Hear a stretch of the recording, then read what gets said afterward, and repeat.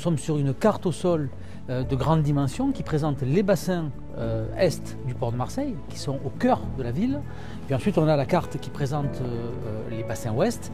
Cette carte, elle se veut dynamique, ludique. Autour, nous avons la frise du temps, qui raconte l'histoire de la ville et du port depuis la grotte Cosquer.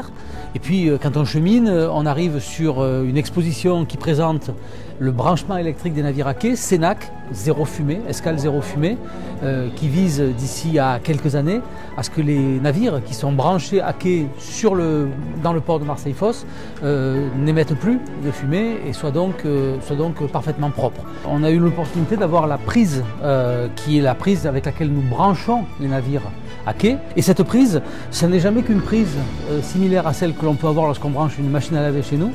La seule différence, naturellement, comme on peut le voir, c'est qu'elle est un tout petit peu plus grosse, de plus grande dimension qu'une prise classique. Nous avons la maquette du terminal à conteneurs de Fos.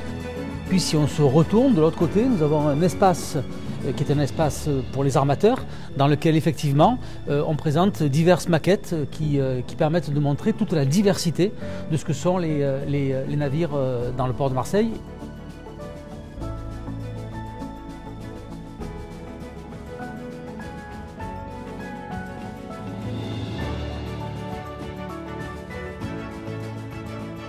Et pour terminer, un espace un peu plus ludique, un peu plus interactif, développé avec Fort Industrie, un jeu qui permet de cheminer dans l'industrie de la région avec des tablettes. Et de l'autre côté, un espace interactif avec des casques de réalité augmentée présentant plusieurs métiers et plusieurs activités qui se déroulent sur le port de Marseille-Fos. L'objectif, il est simple, il est de présenter à la population, aux Marseillaises et aux Marseillais, aux touristes et puis plus large, la réalité de ce qu'est un port aujourd'hui. On se rend compte que la vision d'un port, elle est très souvent erronée, elle est quelquefois magnifiée, elle est souvent péjorée.